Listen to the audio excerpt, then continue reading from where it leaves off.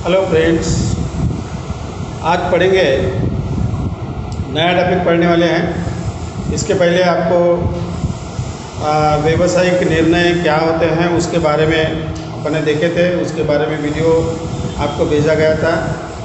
उसके बाद व्यवसाय के सामाजिक जो दायित्व होते हैं, उत्तरदायित्व होते हैं, उसके बारे में पढ़े हैं और किन किन व्यक्तियों के बारे में व्यवसाय को अपने उत्तरदायित्व पूरे करना पड़ता है, इसके बारे में वीडियो मैंने आपको भेजा था। उसका थियोरेटिकल पोर्शन भी आपको पीडीएफ करके भेज दिया है, आप पीडीएफ पढ़ लेना। पीडीएफ अगर नहीं समझता है, थियोरेटिकल पोर्शन नहीं समझता है तो आप वीडियो देख सकते हैं और वीडियो देखकर उस टॉपिक को आप समझ सकते हैं। इसके बाद में आज नया टॉपिक पढ़ेंगे और वो है व्यष्टि तथा समष्टि अर्थशास्त्र। व्यष्टि तथा समष्टि अर्थशास्त्र।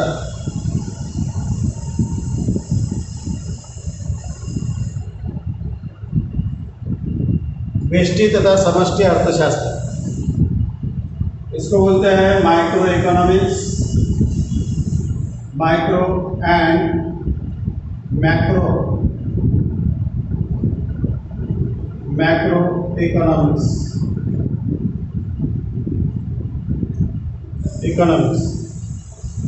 तो आप देखते हैं कि इस अर्थशास्त्र के माध्यम से आर्थिक क्रियाओं को पढ़ा जाता है, उसका अध्ययन किया जाता है और जो भी मानवीय अपनी आर्थिक क्रिया, मानव अपनी आर्थिक क्रिया करता है तो उसका जो अध्ययन है, यह अध्ययन अर्थशास्त्र के माध्यम से किया जाता है।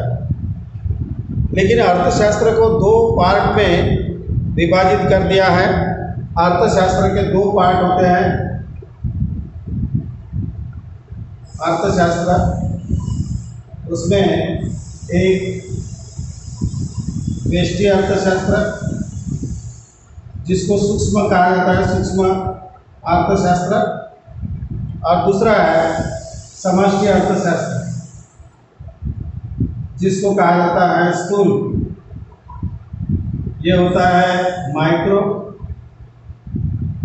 और यह है मैक्रो अर्थशास्त्र। तो इस प्रकार से आधुनिक अर्थशास्त्र के अध्ययन में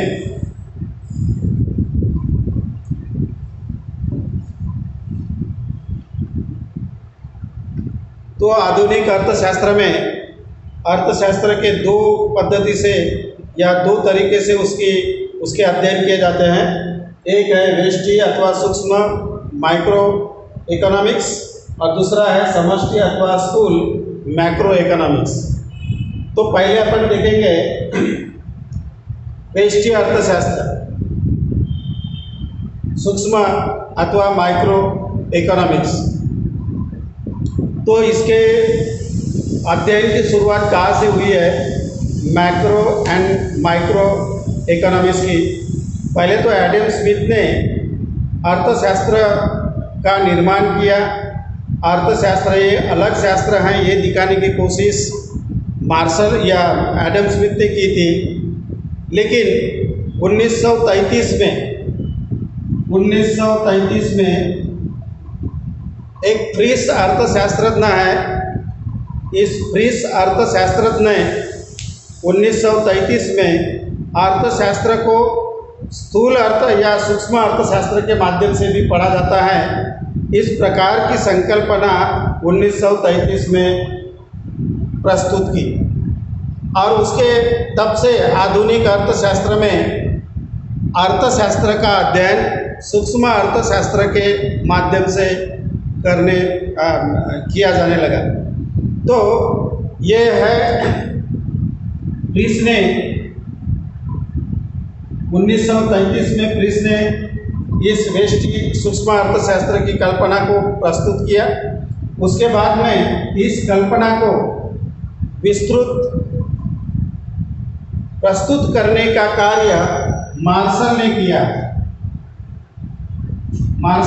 है। उसको सैद्धांतिक तरीके से प्रस्तुत करने का कार्य मार्शल ने किया। और तब से सूक्ष्म अर्थशास्त्र का अध्ययन, ये अर्थशास्त्र की जो भी आर्थिक क्रियाएं हैं उसका अध्ययन सूक्ष्म रीति से किया जाता है, सूक्ष्म पद्धति से किया जाता है। इस प्रकार की संकल्पना को प्रस्तुत किया गया। अब सूक्ष्म अर्थशास्त्र, ये जो वर्ड्स है माइक्रो इकोनॉमिक्स, तो यह माइक्रॉस इस वर्ड से आया है। ये माइक्रॉस का अर्थ होता है सूक्ष्म, एकक तथा विशिष्ट। इस माइक्रॉस के माध्यम से या माइक्रॉस से माइक्रो ये शब्द की उत्पत्ति हुई है। माइक्रॉस से माइक्रो ये शब्द की उत्पत्ति हुई है और माइक्रॉस का अर्थ होता है सूक्ष्म, एकक अथवा विशिष्ट। तो माइक्रो का अर्थ होता है सूक्ष्म, एकक का मतलब होता है इंडिविजुअल, और ये है विशिष्ट। तो ये सूक्ष्म अर्थशास्त्र में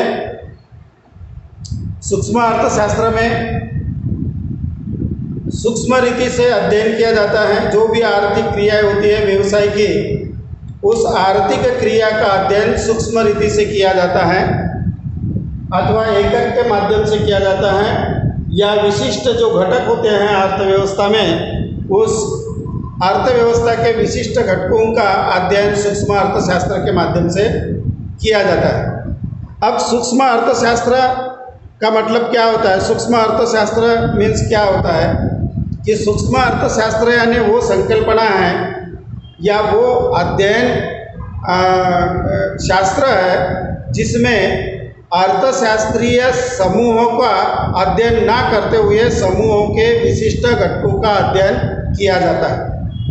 तो आर्थिक जो भी समस्या है, आर्थिक समस्याओं को सुलझाने के लिए, समाज की आर्थिक समस्या हो, देश के सामने की आर्थिक समस्या हो, या कोई भी आर्थिक समस्या हो जो सामूहिक समस्या होती है, उन आर्थिक सामूहिक समस्याओं को सुलझाने के लिए पूरे जो भी सामूहिक समूह होता है या अथवा पूरा जो ग्रुप होता है या समूह होता है, उसका अध्ययन इस अर्थशास्त्र में नहीं किया जाता।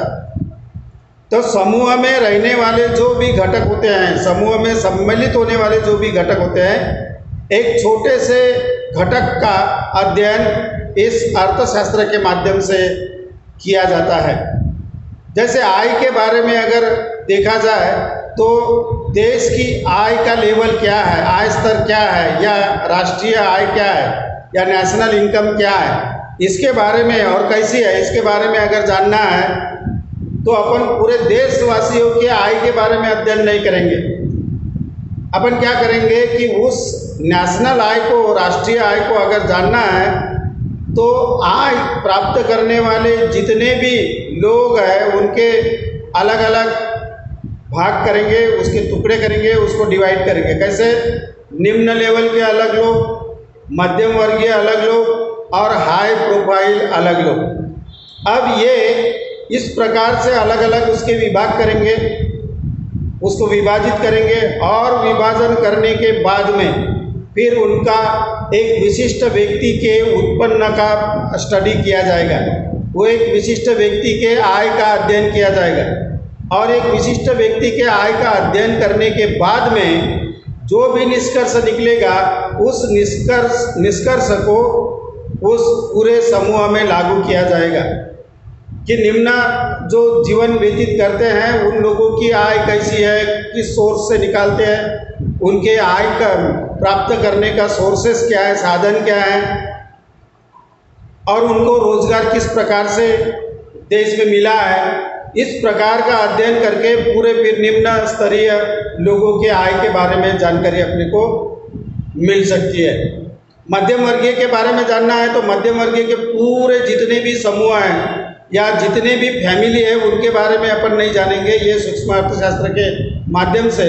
तो वहाँ से कुछ लोगों को अपन लेंगे और उस लोगों का अध्ययन करेंगे और अध्ययन करने के बाद में जितने भी निष्कर्ष निकलते हैं वह निष्कर्ष फिर मध्यम वर्गीय समूहों पे लागू करेंगे। तो इसका मतलब ये हुआ कि सूक्ष्म अर्थशास्त्र यानी क्या होता है कि सूक्ष्म अर्थशास्त्र यानी वह अर्थशास्त्र है जिसमें समूहों का अध्ययन ना करके समूहों के विशिष्ट घटकों का अध्ययन किया जाता है और उस विशिष्ट घटकों का अध्ययन करने के बाद में निष्कर्ष निकाले जाते हैं और वो निष्कर्ष फिर सभी समूहों को लागू किए जाते हैं। तो इस प्रकार के अध्ययन करने वाले शास्त्र को सूक्ष्म अर्थशास्त्र कहते हैं। जैसे एक व्यक्ति की आय जानना, एक विशिष्ट व्यक्ति की उपभोग प्रवृत्ति प्राप्त करना, एक विशिष्ट व्यक्ति की डिमांड को पता करना, उत्पादन औद्योगिक केंद्र का अगर जो प्रोडक्शन प्रक्रिया है, प्रोसेस है, तो उसमें से एक उत्पादन करने वाली जो संस्था होती है उसके बारे में जानकारी हासिल करना और उसका अध्ययन करना और फिर सभी औद्योगिक समूहों को वो जो लिए गए निर्णय हैं वो सभी को लागू करना।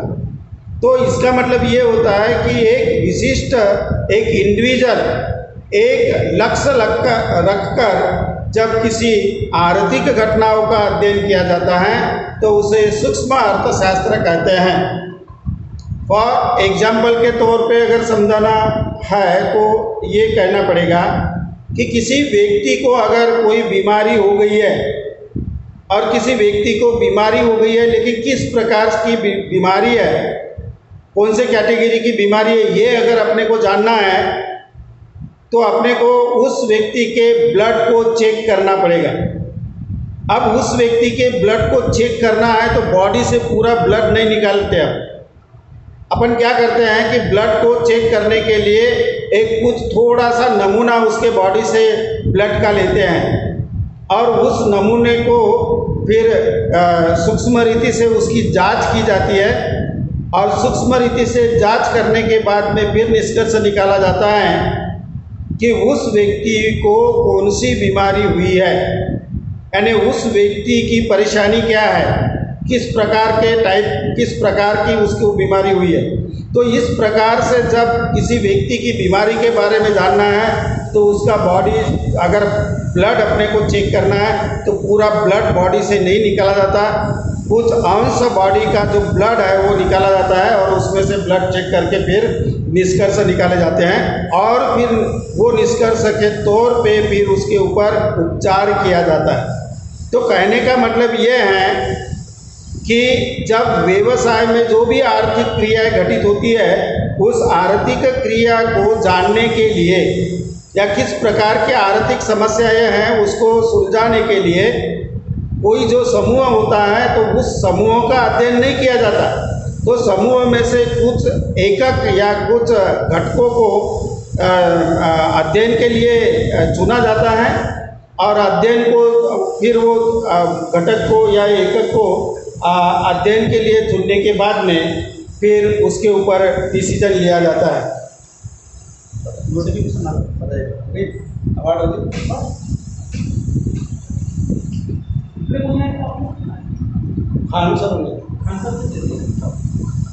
तो इस प्रकार से ये सूक्ष्म अर्थशास्त्र के माध्यम से इंडिविजुअल जो भी अध्ययन है वो इंडिविजुअल अध्ययन किया जाता है।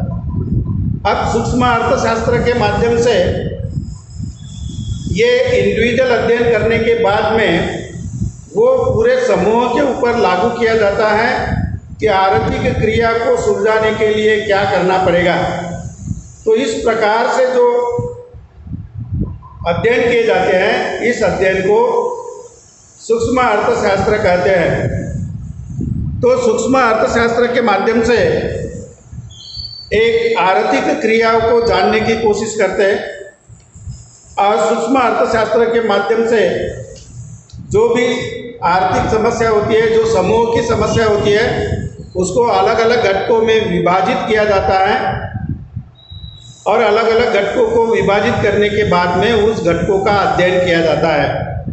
तो समाज का उपभोग अगर जानना है तो पूरे समाज का उपभोग जानने की यहाँ पे आवश्यकता नहीं है। एक व्यक्ति के उपभोग के बारे में जानेंगे और उसके बाद में फिर उस निष्कर्ष निकलने के बाद में पूरे समाज को वो निष्कर्ष को लागू करेंगे। तो इस प्रकार की प्रक्रिया या इस प्रकार का अध्ययन व्यष्टि अर्थशास्त्र के माध्यम से किया जाता है। अब व्यष्टि अर्थशास्त्र में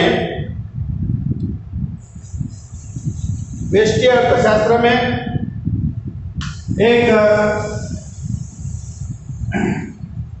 इसका अभ्यास विषय क्या है या अध्ययन विषय क्या है अथवा उसकी व्याप्ति क्या है या किन बातों का अध्ययन व्यष्टि या सूक्ष्म या माइक्रो अर्थशास्त्र में किया जाता है। तो इसमें उपभोग, उत्पादन,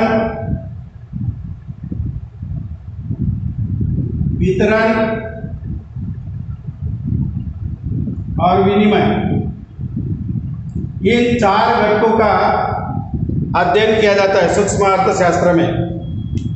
उपभोग, उत्पादन, वितरण और विनिमय। अब ये 4 घटकों के माध्यम से व्यष्टि अर्थशास्त्र के माध्यम से 4 घटकों का अध्ययन, अर्थशास्त्रीय ये जो समस्या है उसका अध्ययन किया जाता है। ये चारों जो घटक है व्यवसाय से संबंधित है। उपभोग, उत्पादन, वितरण और विनिमय उत्पादन से संबंधित है, व्यवसाय से संबंधित है। इन चारों घटकों का अध्ययन सूक्ष्म रीति से व्यष्टि अर्थशास्त्र के माध्यम से किया जाता है। उपभोग, जैसे लोगों का उपभोग प्रवृत्ति क्या है उसके बारे में जानना पड़ता है। तो पूरे देश के लोगों की उपभोग प्रवृत्ति क्या है ये अगर सूक्ष्म अर्थशास्त्र के माध्यम से जानना है तो इसमें पहले पूरे देश के लोगों का मत लेने की आवश्यकता नहीं है। अपन क्या करेंगे, मार्केट में जाएंगे और जो लोग कंज्यूमर लोग हैं कुछ लोगों का अपन अध्ययन करेंगे, कुछ लोगों से क्वेश्चन करेंगे और उसके माध्यम से उनकी उपभोग प्रवृत्ति कैसी है, वो कैसे वस्तुओं का उपभोग करते हैं, उनकी डिमांड कैसी है, ये जानने की कोशिश करेंगे और फिर उसके ऊपर से निष्कर्ष निकालेंगे, डिसीजन लेंगे, निर्णय लेंगे और वो सभी निर्णय अपन पूरे समाज में लागू करेंगे कि समाज की उपभोग प्रवृत्ति कैसी है। यानी इसका मतलब ये हुआ कि देश के पूरे उपभोग के बारे में अगर जानना है तो इसमें पूरे लोगों का अध्ययन करने की आवश्यकता नहीं है। कुछ लोगों का अध्ययन करेंगे और उपभोग, पूरे देश की उपभोग प्रवृत्ति कैसी है इसके बारे में जानेंगे। तो उपभोग के ऊपर प्रोडक्शन डिपेंड करता है, क्योंकि जितना ज़्यादा उपभोग बढ़ेगा, लोग वस्तु की खरीदी करेंगे, डिमांड करेंगे, उतना ज़्यादा प्रोडक्शन आपको करना पड़ेगा। तो आपको अगर प्रोडक्शन करना है तो लोगों की उपभोग प्रवृत्ति क्या है, उनकी डिमांड कैसी है वस्तुओं के बारे में, वो किस प्रकार की वस्तुओं को ज़्यादा खरीदी करते हैं, इसका अध्ययन करने के लिए सूक्ष्म अर्थशास्त्र का यूज किया जाता है। दूसरा है उत्पादन। एक वस्तु के उत्पादन करने के लिए किस प्रकार से उत्पादन किया जाएगा, कहाँ उत्पादन किया जाएगा, कैसे उत्पादन किया जाएगा, किसके लिए किया जाएगा और कौन से माध्यम से उत्पादन किया जाएगा, ये जानने के लिए सूक्ष्म अर्थशास्त्र के माध्यम से अध्ययन किया जाता है। उत्पादन जो भी अपने को करना है तो उत्पाद करने के लिए अपने को मार्केट में कितनी डिमांड है इसके बारे में जानना जरूरी है। तो मार्केट में अगर डिमांड कम है तो उत्पादन कम करना पड़ेगा, मार्केट में डिमांड ज़्यादा है तो उत्पादन ज़्यादा करना पड़ेगा। यानी अपने कंपनी का जो भी उद्देश्य है उस उद्देश्य को सफल करने के लिए उत्पादन एक महत्वपूर्ण भूमिका निभाता है। तो इसलिए उत्पादन से संबंधित जो भी आर्थिक समस्याएं हैं या उत्पादन से संबंधित जो भी समस्या है उस समस्या का अध्ययन सूक्ष्म अर्थशास्त्र के माध्यम से अथवा व्यष्टि अर्थशास्त्र के माध्यम से किया जाता है। दूसरा है वितरण। वितरण यानी उत्पादक के घटक होते हैं। उत्पादक के कौन से घटक है? उत्पादक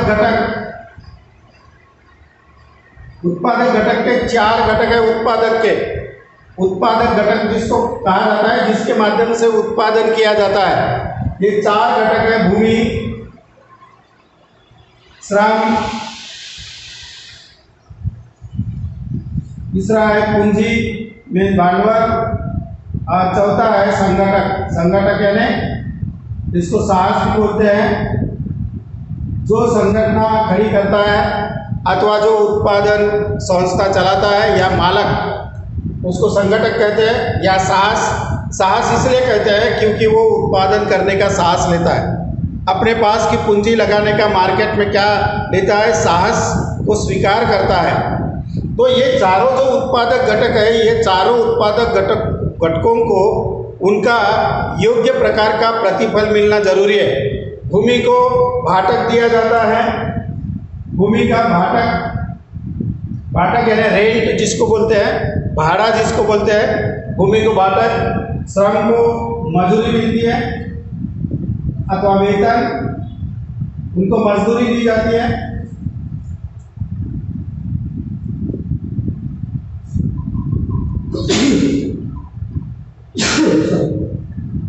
उसको मजदूरी जाती है, श्रम को मजदूरी अथवा वेतन, पूंजी पे ब्याज दिया जाता है और संगठक और साहस जो होता है तो उसको लाभ प्राप्त होता है। तो इस प्रकार से जो उत्पादक घटक होते हैं, तो ये उत्पादक घटक को उत्पादन कार्य में उन्होंने सहभाग लिया, इसलिए आय का जो हिस्सा होता है, आय का हिस्सा, उसमें क्या करना पड़ता है, वितरण करना पड़ता है।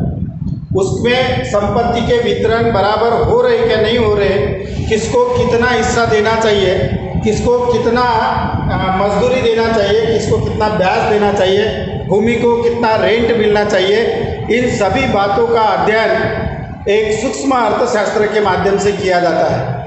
इसीलिए वितरण में जो भी उत्पादक घटक के माध्यम से अपन उत्पादन लेते हैं, तो उसका वितरण करने के लिए भूमि को कितना भाटक देना है या रेंट देना है, श्रमिक को उसकी मजदूरी या वेतन कितना देना है, पूंजी पर कितना ब्याज देना है और संगठक को कितना प्रॉफिट होना चाहिए। इस प्रकार की जो बातें हैं या इस प्रकार के वितरण की जो समस्याएं हैं, उसको सुलझाने के लिए ये वितरण का अध्ययन सूक्ष्म अर्थशास्त्र में किया जाता है। नेक्स्ट है विनिमय। विनिमय का मतलब होता है वस्तु की देवान घेवान करना। अब वस्तु की देवान घेवान करना यानी इसका मतलब वस्तु खरीदी की जाती है, बिक्री की जाती है। अब वस्तु की जब खरीदी की जाती है तो ग्राहक उन्हें ज़्यादा से ज़्यादा वस्तु की खरीदी करना चाहिए, ये अपेक्षा उत्पादक की होती है। अगर उसने ज़्यादा से ज़्यादा खरीदी करना चाहिए, ये अगर अपेक्षा उत्पादक की है, क्योंकि इस अपेक्षा के ऊपर उत्पादक का प्रॉफिट डिपेंड करता है।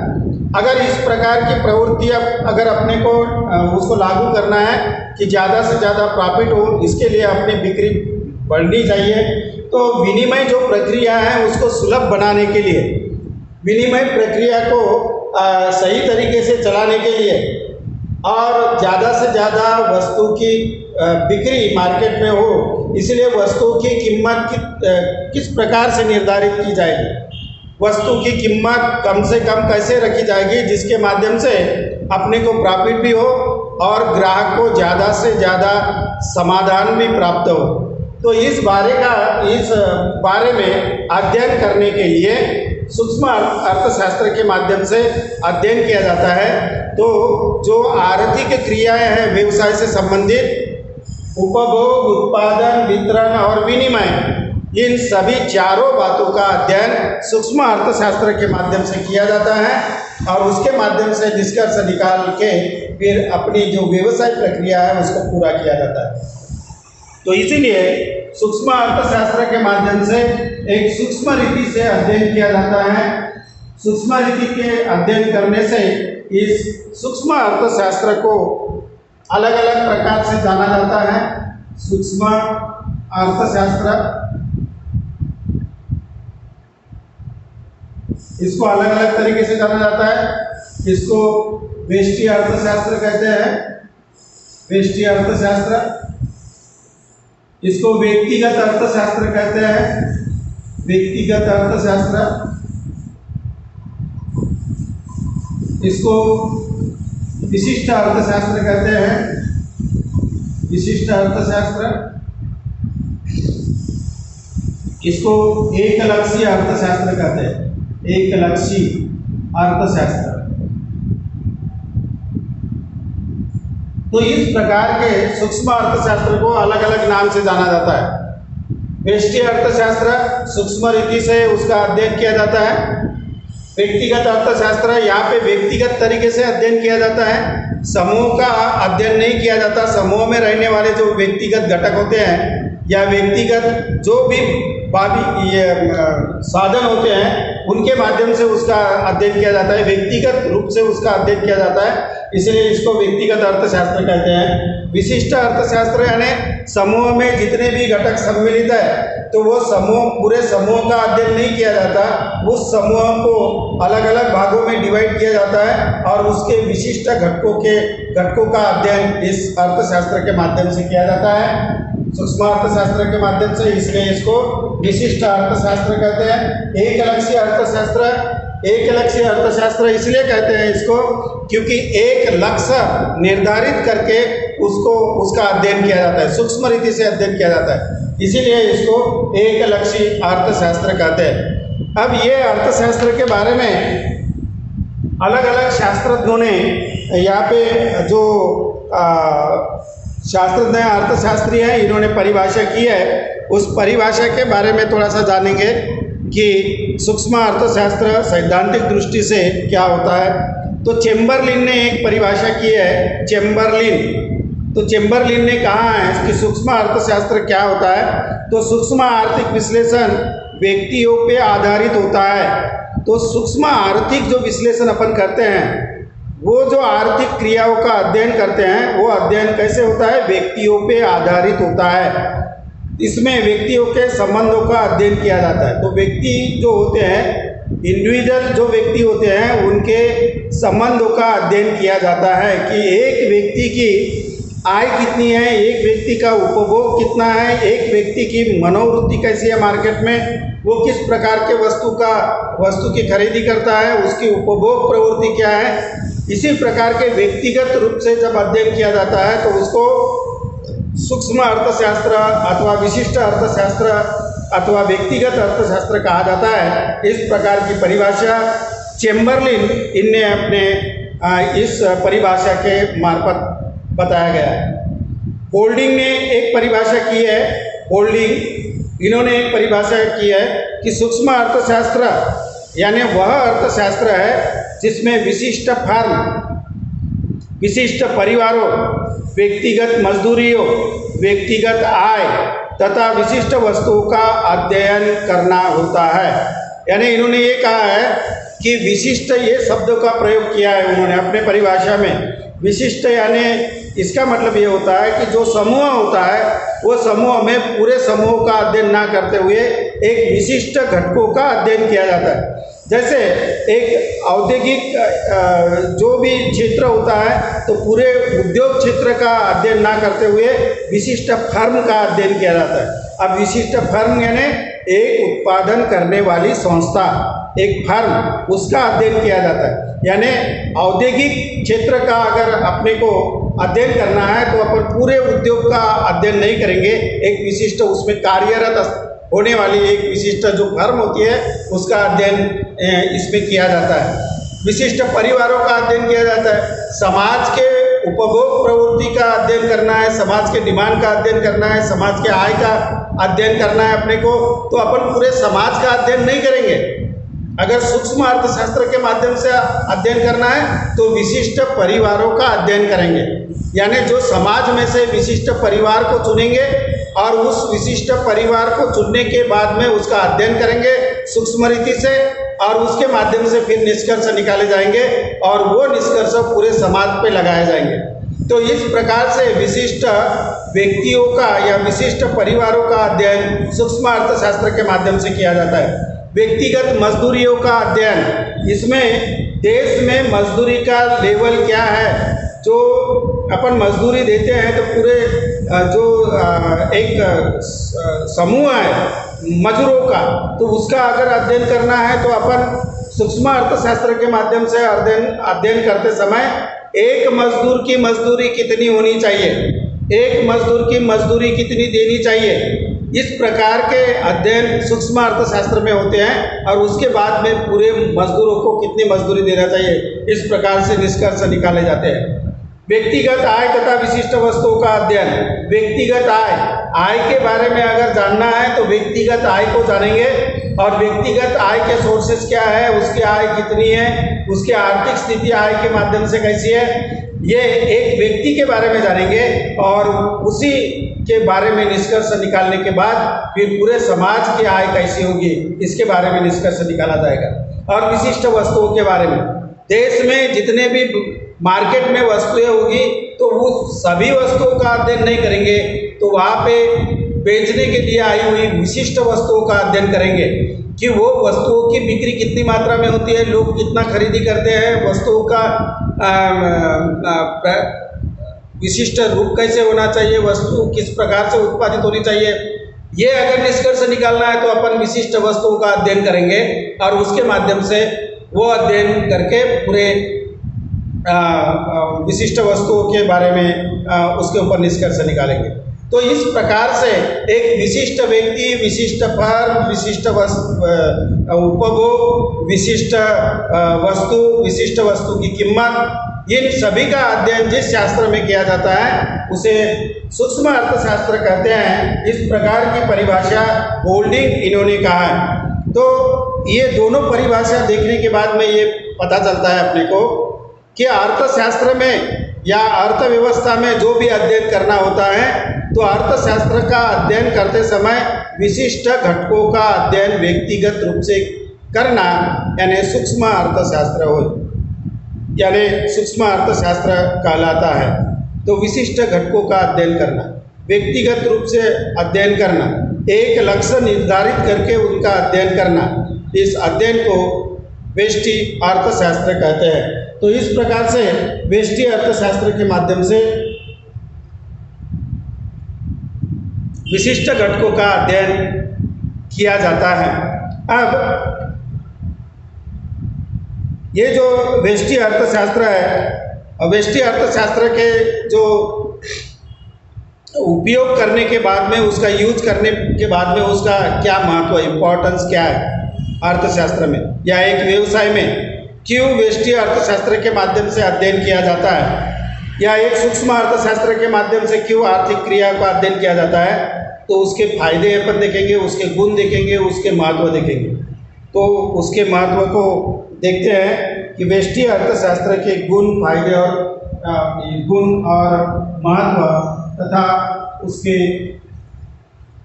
लाभ क्या है।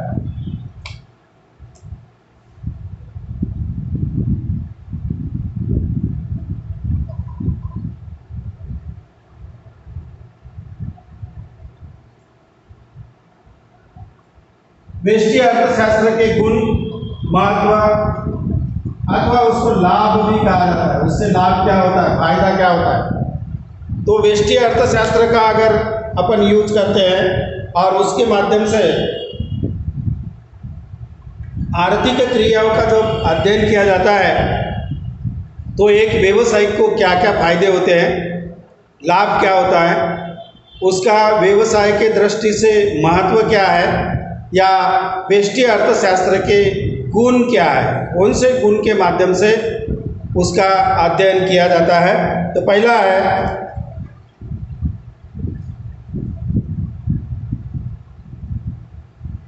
अर्थशास्त्र के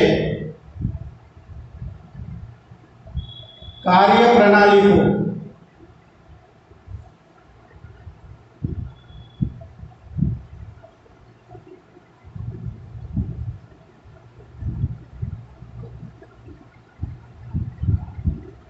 अर्थशास्त्र के या आर्थिक शास्त्र के कार्य प्रणाली को समझने में सहायक ये व्यष्टि अर्थशास्त्र होता है।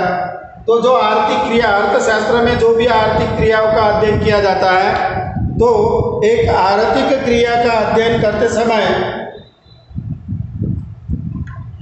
उसकी कार्य प्रणाली कैसी होनी चाहिए, आर्थिक क्रिया की कार्य प्रणाली समझने के लिए व्यष्टि अर्थशास्त्र का बहुत बड़ा महत्व है, वो उसमें गुण है। और अर्थशास्त्र की जो कार्य प्रणाली होती है उसको एक समझने के लिए एक बड़ा फायदा अपने को व्यष्टि अर्थशास्त्र के माध्यम से मिलता है। तो सरकार को एक अर्थव्यवस्था में अर्थव्यवस्था किस प्रकार से चल रही है, अर्थव्यवस्था में किस प्रकार की सुविधाएं अपने को प्रोवाइड लोगों को करना पड़ेगा, अर्थव्यवस्था को किस प्रकार से संचालित करना पड़ेगा, ये सरकार को गाइडलाइन करने के लिए या सरकार को उसकी प्लानिंग करने के लिए सूक्ष्म अर्थशास्त्र का उपयोग बड़ी मात्रा में होता है। क्योंकि सरकार जब भी सामान्य व्यक्तियों के लिए प्लानिंग करता है या जो सुविधा प्रदान करता है तो पूरे समाज का अध्ययन नहीं करता, तो कुछ व्यक्तियों का अध्ययन करता है और कुछ व्यक्तियों का अध्ययन करने के बाद में उनकी पॉलिसी तैयार होती है और पॉलिसी तैयार करने के बाद में फिर उनको उनके ऊपर जो भी उनको सुविधा देना है वो सुविधा देने की कोशिश करता है। तो इसीलिए अपन देखते हैं अपने यहाँ सार्वजनिक वितरण प्रणाली है, सरकार के माध्यम से चलाई जाती है। सार्वजनिक वितरण प्रणाली का मतलब होता है राशन दुकान। तो राशन दुकान के माध्यम से सरकार ने क्या किया, तीन टाइप के कार्ड बना दिया।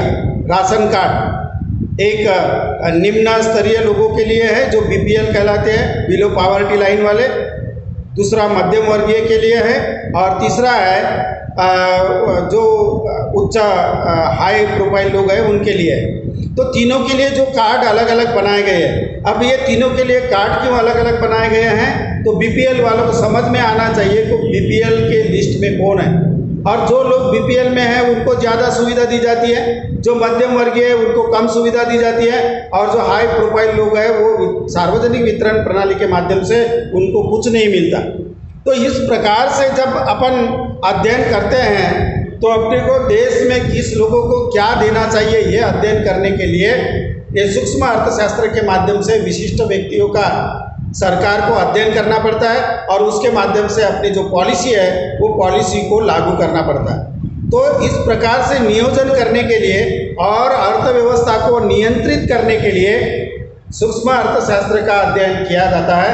यानी इसका मतलब ये हुआ कि अर्थशास्त्र की कार्य प्रणाली किस प्रकार से है, किस प्रकार से अर्थशास्त्र की कार्य प्रणाली चलनी चाहिए और अर्थशास्त्र की कार्य प्रणाली चलाने के लिए किस किस प्रकार की प्लानिंग करनी चाहिए, ये निर्धारित करने के लिए व्यष्टि अर्थशास्त्र का उपयोग किया जाता है। और वैसे ही कि उत्पादन करने के लिए, एक व्यवसायिक को उत्पादन करने के लिए कितनी मात्रा में उत्पादन करना चाहिए, उत्पादन किसके माध्यम से करना चाहिए, उत्पादन किसके लिए करना चाहिए, ये उत्पादन को प्लानिंग करने के लिए भी व्यष्टि अर्थशास्त्र का यूज किया जाता है कि उत्पादन कैसे करें, किसके माध्यम से करें, किसके लिए करें और कितनी मात्रा में करें। ये प्लानिंग करना जरूरी होता है, नहीं तो डिमांड कम है और प्रोडक्शन ज़्यादा हो गया तो मार्केट में आपका माल पड़ा रहेगा और आपका जो व्यवसाय स्थापन करने का जो उद्देश्य है वो सफल नहीं हो पाएगा। तो इसलिए एक उत्पादन कार्य प्रणाली को संचालित करने के लिए, सुचारू ढंग से चलाने के लिए व्यष्टि अर्थशास्त्र के माध्यम से अध्ययन किया जाता है। तो इसलिए ये बोला है अर्थशास्त्र के कार्य प्रणाली। जो भी आर्थिक क्रियाएं चलती है, अर्थशास्त्र के माध्यम से जो आर्थिक क्रियाएं चलती है, जो भी आर्थिक क्रिया जिससे भी संबंधित है, वो आर्थिक क्रिया के कार्य प्रणाली को किस प्रकार से सुचारू ढंग से चलाना और किस प्रकार से उसको लागू करना, ये समझने के लिए अर्थशास्त्र का उपयोग किया जाता है, व्यष्टि अर्थशास्त्र का उपयोग किया जाता है। आर्थिक कल्याण की दशाओं का निरीक्षण।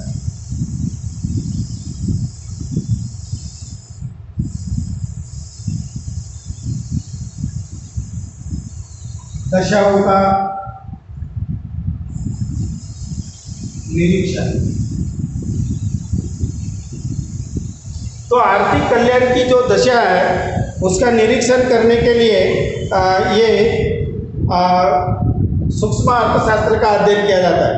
अब आर्थिक कल्याण की दशाओं का यानी इसका मतलब क्या होता है, तो हर एक उपभोक्ता का मेन उद्देश्य होता है ज़्यादा से ज़्यादा समाधान प्राप्त करें। तो किन वस्तुओं का उपभोग करने से ज़्यादा समाधान प्राप्त होगा, ये जानने के लिए सूक्ष्म अर्थशास्त्र के माध्यम से अध्ययन किया जाता है। या कि उपभोक्ता को किस प्रकार की सुविधा देना चाहिए जिससे से ज़्यादा वो आर्थिक कल्याण उसका कर सके, या एक उत्पादक को अपना उत्पादन निर्धारित करने के लिए किन वस्तुओं का उत्पादन ज़्यादा से ज़्यादा करना चाहिए जिससे उपभोक्ता को आर्थिक कल्याण ज़्यादा से ज़्यादा मिले या उसको समाधान ज़्यादा से ज़्यादा प्राप्त हो। इस प्रकार की जो बातें होती है, इस प्रकार की कल्याण विषय जो बातें होती है, इसको पूरा करने के लिए सूक्ष्म अर्थशास्त्र का अध्ययन किया जाता है। जैसे सरकार को कल्याण विषयक सुविधा लोगों को प्राप्त करना है, एजुकेशन की सुविधा देना है, हॉस्पिटल की सुविधा देना है, सार्वजनिक सुविधाएं प्रोवाइड करना है, पीने के पानी की सुविधा देना है। इस प्रकार की सुविधा अगर ज़्यादा से ज़्यादा देंगे तो अपने देश में रहने वाले लोगों का कल्याण ज़्यादा होगा, अपने देश के लोगों को सरकार के प्रति समाधान ज़्यादा मिलेगा। तो इसीलिए इस प्रकार की सुविधा जब अपन लोगों को देंगे तो उस सुविधा को सुचारू ढंग से चलाने के लिए या किस प्रकार की सुविधा देने से लोगों का कल्याण हो सकता है, इस प्रकार की बातों को जानने के लिए ये सूक्ष्म अर्थशास्त्र का अवलंबन किया जाता है अथवा उसका अध्ययन किया जाता है। नेक्स्ट है सरकारी नीतियों के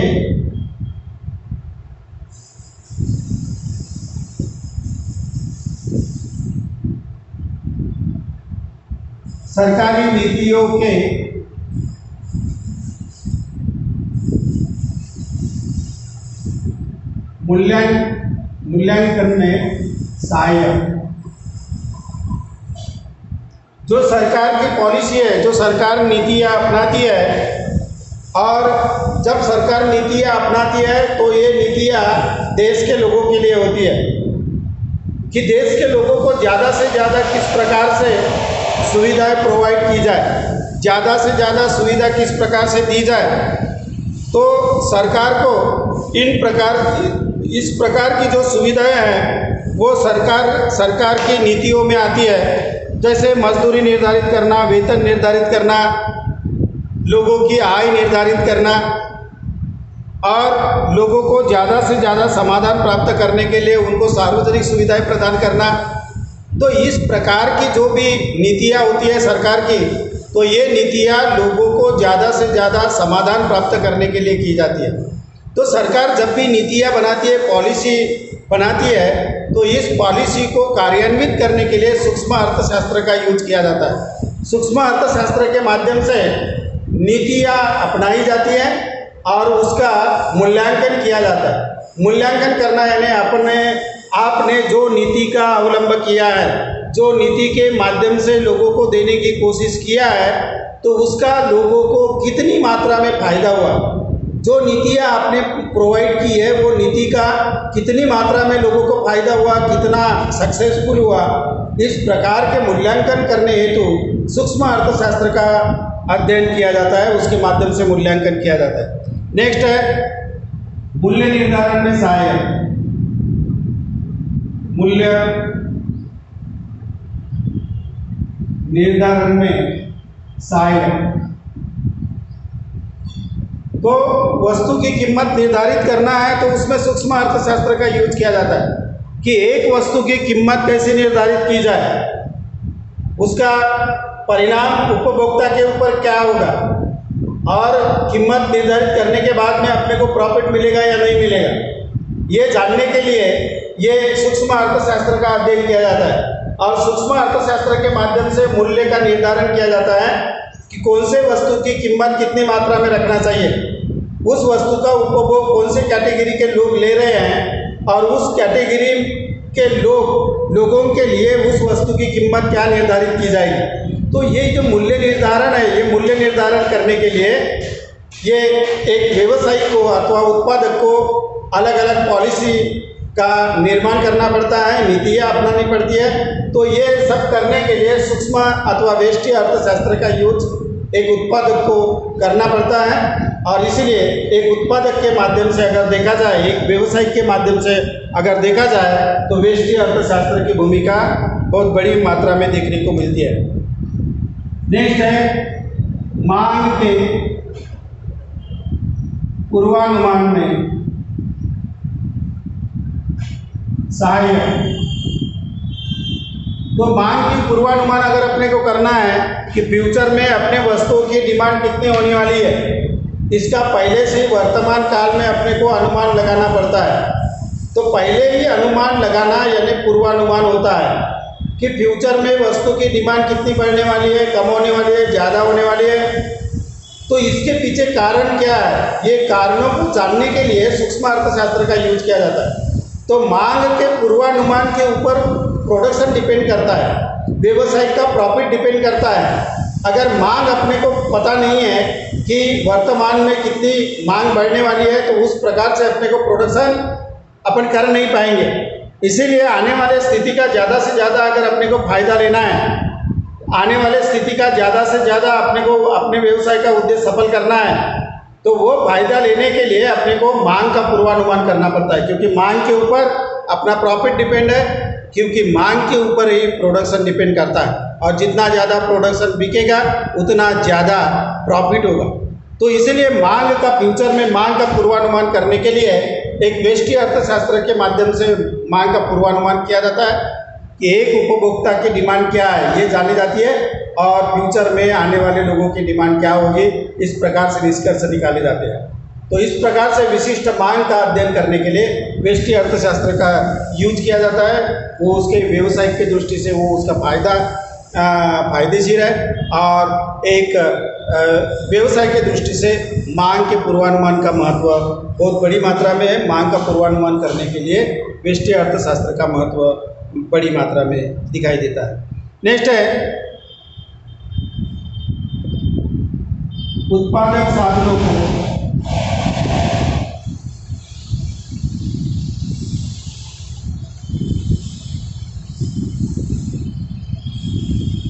कुशल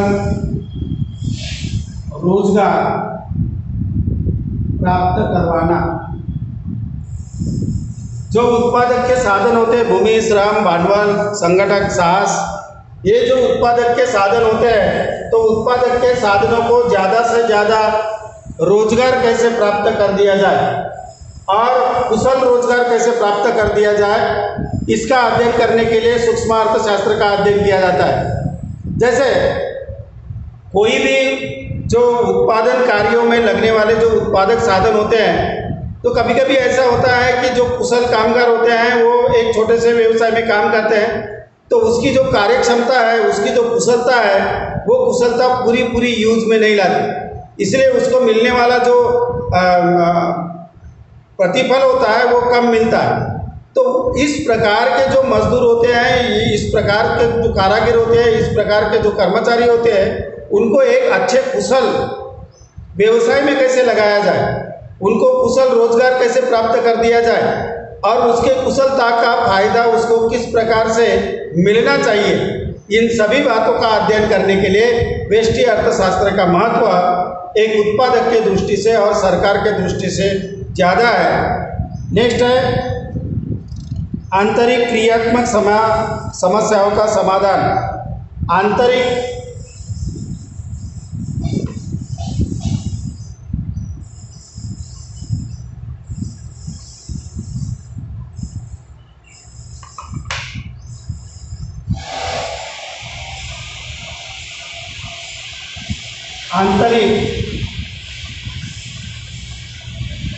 क्रियाओं का आंतरिक क्रियात्मक समस्याओं का समाधान।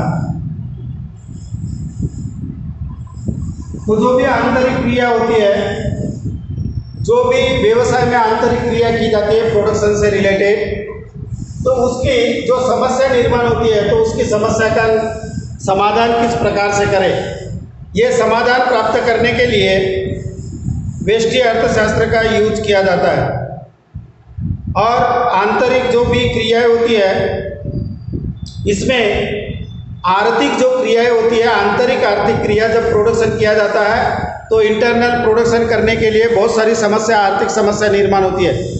तो इस आर्थिक समस्याओं का अपने को निपटारा करना है या आर्थिक समस्याओं को हल करना है, तो उसके लिए व्यष्टि अर्थशास्त्र का यूज किया जाता है, और उसके माध्यम से उत्पादन को बढ़ावा दिया जाता है कि आर्थिक जो भी समस्या है, आर्थिक समस्या अगर निर्माण हो गई तो उसका परिणाम उत्पादन पे होता है। तो ये उत्पादन के ऊपर किसी भी प्रकार का आंतरिक क्रिया का परिणाम नहीं होना चाहिए, उत्पादन सही ढंग से होना चाहिए।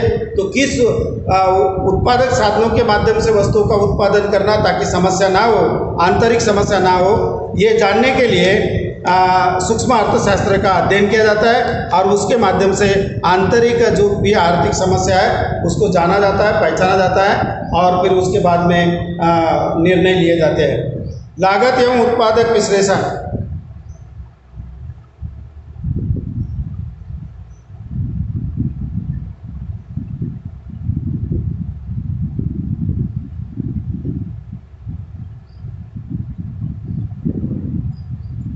लागत और उत्पादन विश्लेषण।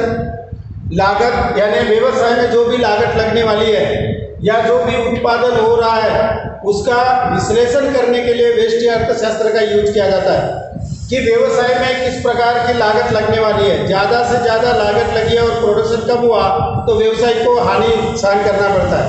इसलिए कम लागत में ज़्यादा से ज़्यादा प्रोडक्शन किस प्रकार से कर दिया जाए, कौन से उत्पादन साधनों का यूज करने से ज़्यादा प्रोडक्शन होगा और कम से कम लागत अपने को लगेगी, वैसे उत्पादन किस प्रकार से किया जाए ताकि उत्पादन का योग्य मात्रा में सही ढंग से उत्पादन हो सके और सही समय पे कम से कम व्यय में ज़्यादा से ज़्यादा उत्पादन हो सके। इस प्रकार के उत्पादन और जो भी लागत है उसका विश्लेषण करने के लिए सूक्ष्म अर्थशास्त्र का यूज किया जाता है। नेक्स्ट है प्रबंधक।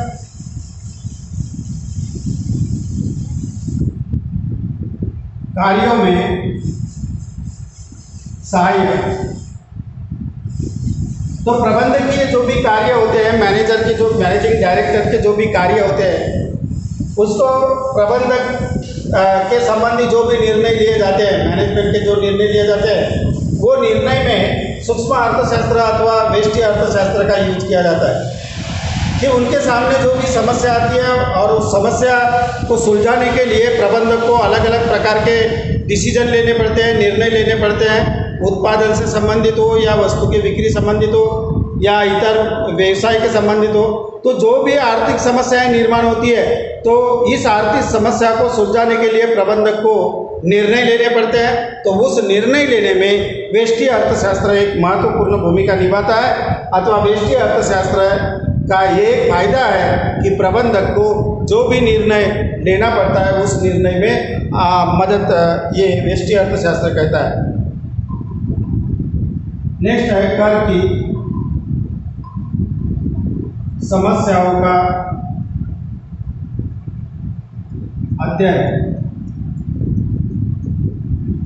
तो कर की जो भी समस्या है, सरकार के मार्फत कर लगाया जाता है और कर लगाते समय ये लोगों की आर्थिक स्थिति भी देखी जाती है।